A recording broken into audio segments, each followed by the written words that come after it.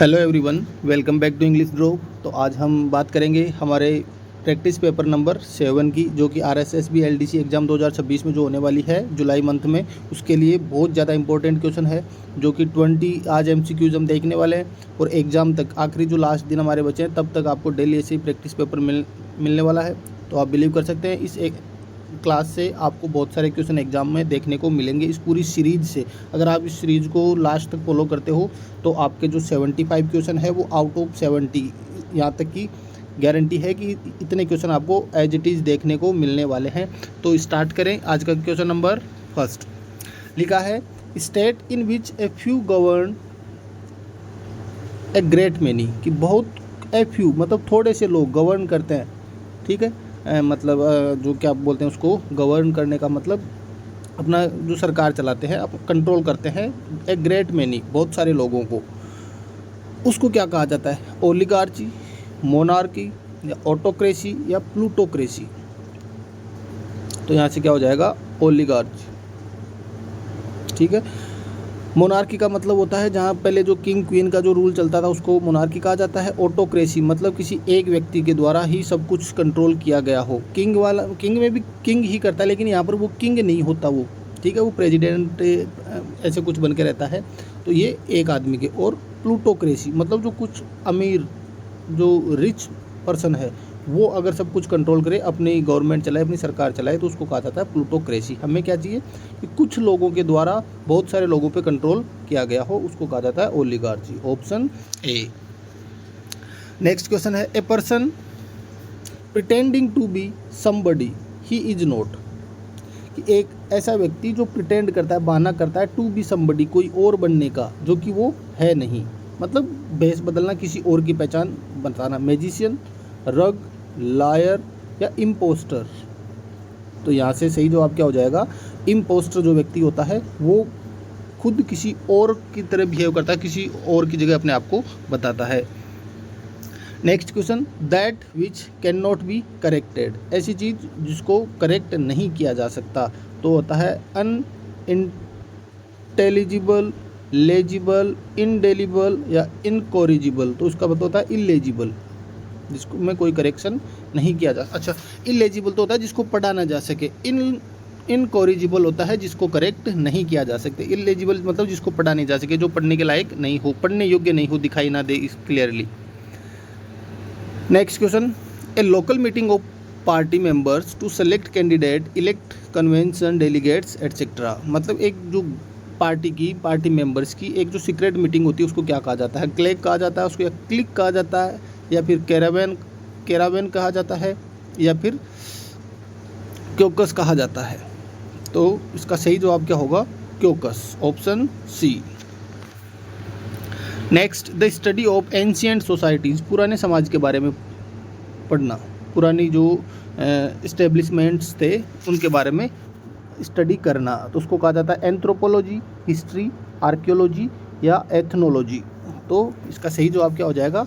Archaeology, जो पुरातत्व विज्ञान होता है, जो इसका सही जवाब हो जाएगा ऑप्शन सी। नेक्स्ट क्वेश्चन है, extreme old age when a man behaves like a fool, की इतनी ज़्यादा ओल्ड एज होती है कि एक आदमी फूल के जैसे, अब ऐसे मूर्ख नहीं बोल सकते हम डायरेक्ट, मतलब उसमें सोचने समझने की शक्ति बिल्कुल ही ख़त्म हो जाती है। तो उसको कहा जाता है सेनिलिटी, डोटेज, इम्बेसिलिटी या सुपर अनोशन।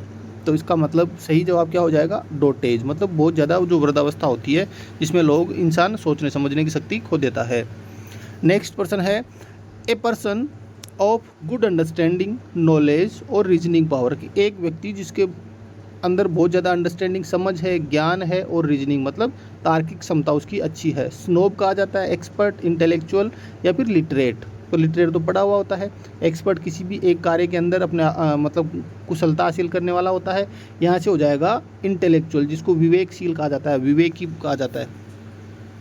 नेक्स्ट क्वेश्चन, लीव और remove from a place considered dangerous, की एक ऐसा स्थान, एक ऐसा प्लेस जिसको कंसिडर किया गया एज डेंजरस, जिसको खतरनाक प्रूव कर दिया गया कि ये जगह खतरनाक है, तो वह उस जगह से हटना या फिर किसी को हटाना, उसको कहा जाता है इवैक्यूएट, इवेड, अवॉइड या एक्सट्रीमेट।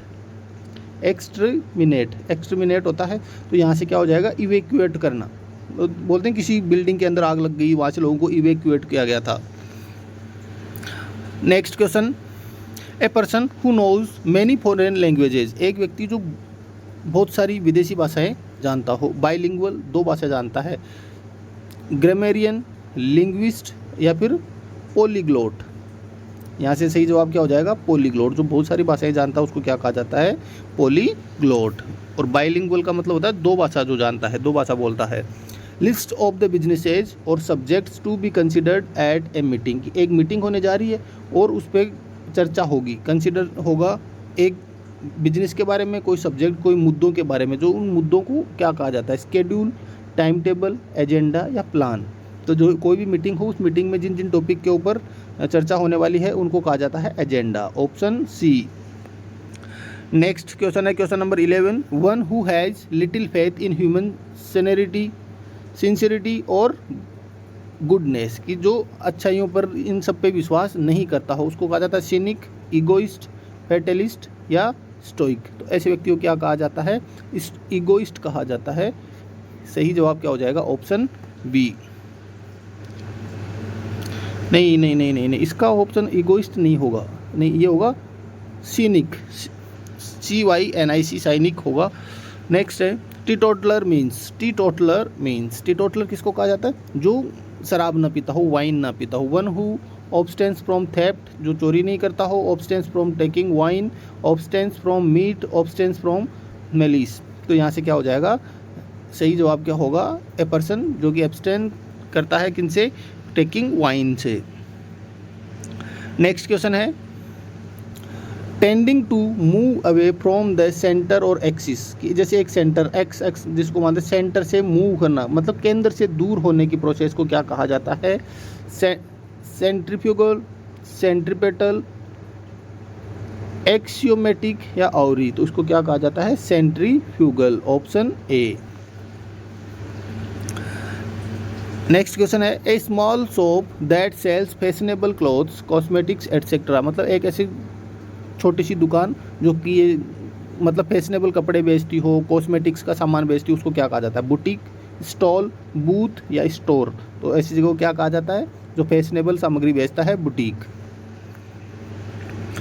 Next question, A remedy for all disease, सारी बीमारियों के रेमेडी, उपचार, इसको कहा जाता है स्टोइक, पेनेसिया, रिकम्पेंस या मार्वल। तो जो पेनेसिया जो मेडिसिन होती है, रेमेडी है, वो हर बीमारी का इलाज होती है। Option B. Next, a place where monks live as a secluded community, diocese, convent, cathedral और मोनेस्ट्री। जहाँ पर मॉन्क्स रहते हैं उनको क्या कहा जाता है? मोनेस्ट्री कहा जाता है। कैथेड्रल चर्च का एक टाइप होता है।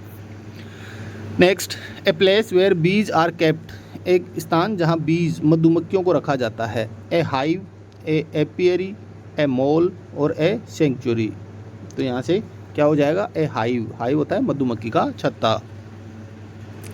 नेक्स्ट है a large sleeping room with many beds, एक बड़ा सा कमरा है जहाँ पर रेस्ट करने के लिए सोने की जगह होती है, जिसमें बहुत सारे बेड्स होते हैं, उसको बेडरूम कहा जाता है, हॉस्टल कहा जाता है, डॉर्मेट्री कहा जाता है या बेसमेंट। तो उस जगह को क्या कहा जाता है?